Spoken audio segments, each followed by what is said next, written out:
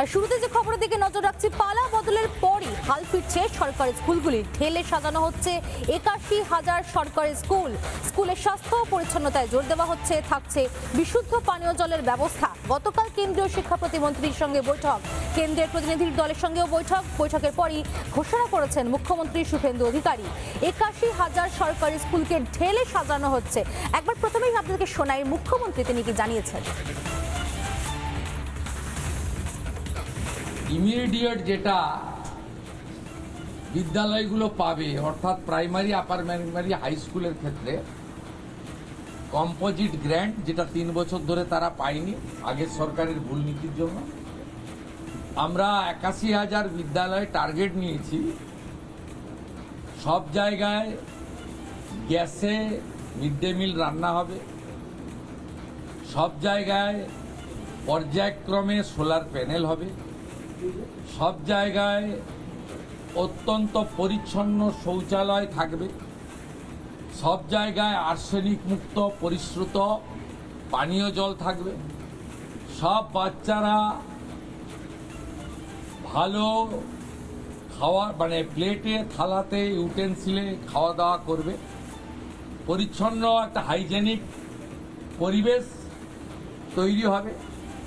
এবং রাঢ়বঙ্গ দিয়ে শুরু হচ্ছে, বীরভূম, বর্ধমান, বাঁকুড়া, পুরুলিয়া, ঝাড়গ্রাম থেকে যে বিদ্যালয়গুলোতে এখনো ফ্যান লাগানো হয়নি, গরমে বাচ্চারা কষ্ট পান, সেই ফ্যান লাগানো। পালা বদলের পর থেকে ৮১,০০০ সরকারি স্কুলকে ঢেলে সাজানো হবে। সরাসরি চলে যাই আমাদের প্রতিনিধি রুমকির কাছে।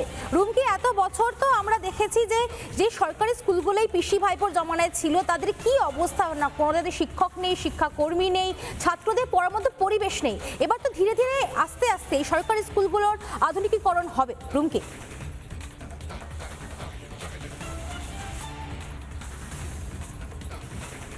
একদমই তাই। দেখো, পূর্বতন সরকার যেমন শিক্ষা ব্যবস্থাকে তলানিতে নিয়ে গিয়েছে, ঠিক সেরকমই যে জাতীয় শিক্ষা নীতি তাও কিন্তু লাগু করতে দেয়নি।